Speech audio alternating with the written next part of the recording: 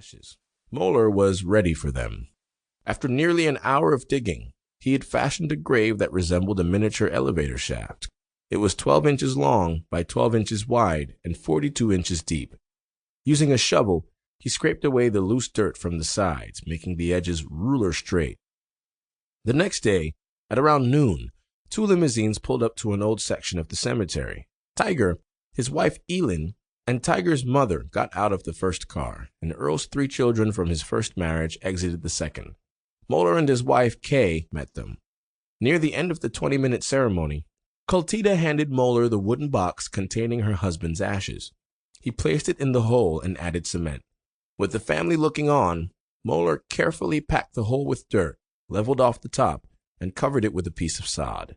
The family then filed back into the limousines and, after a brief stop at Earl's childhood home, returned to the airport. Days later, when word got out that Earl Woods had been interred, the local business that produced headstones and gravestones, an outfit called Manhattan Monuments, anticipated an order for a large granite monument. They called Moeller, but he had no information. Neither Tiger nor his mother had left any instructions for a headstone. At first, Moeller thought the family just needed time to figure out what they wanted. Everyone grieves differently, he knew. But 5 and then 10 years passed, and the family still had not ordered a grave marker. "There is no gravestone," Moeller said in 2015, "not for him. His grave isn't marked at all. The only way to tell where Earl Woods is buried is to know where to look for the corner markers buried in the earth. You have to have a map to find them." In the end, Earl Dennison Woods was buried in the Kansas dirt in an unmarked grave. No stone, no inscription, nothing. "It's like he's not even there," said Moeller. Tiger Woods was the kind of transcendent star that comes around about as often as Halley's Comet. By almost any measure, he's the most talented golfer who ever lived and arguably the greatest individual athlete in modern history. For a 15-year span, from August 1994, when he won his first of 3 consecutive U.S. amateur championships as an 18-year-old high school senior, to the early morning hours of November 27, 2009, when he crashed his SUV into a tree and effectively ended the most dominant run in the history of golf, Woods was a human whirlwind of heart-stopping drama and entertainment, responsible for some of the most memorable moments in the history of televised sports. Woods will forever be measured against Jack Nicklaus, who won more major championships. But the Tiger effect can't be measured in statistics. A literary comparison may be more fitting. Given the full spectrum of his awe-inspiring gifts, Woods was nothing less than a modern-day Shakespeare.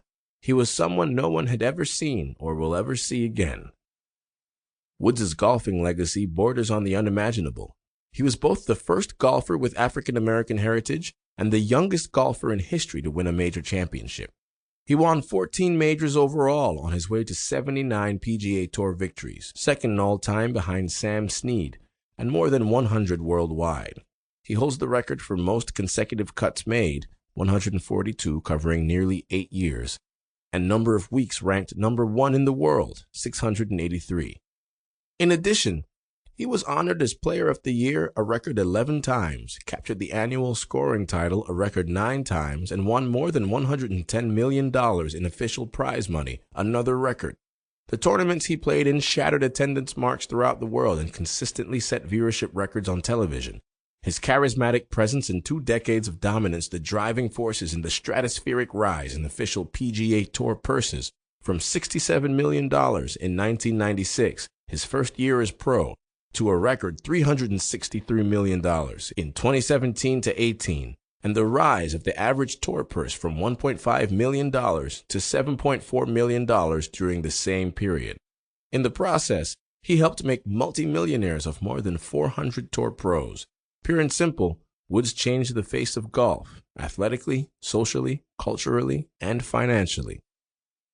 At the height of Tiger's career, golf beat the NFL and the NBA in Nielsen ratings. As a spokesman for Nike, American Express, Disney, Gillette, General Motors, Rolex, Accenture, Gatorade, General Mills, and EA Sports, he appeared in television commercials, on billboards, and in magazines and newspapers. He was mobbed by fans wherever he went: France, Thailand, England, Japan, Germany, South Africa, Australia, even Dubai. Kings and presidents courted him. Corporations wooed him. Rock stars and Hollywood actors wanted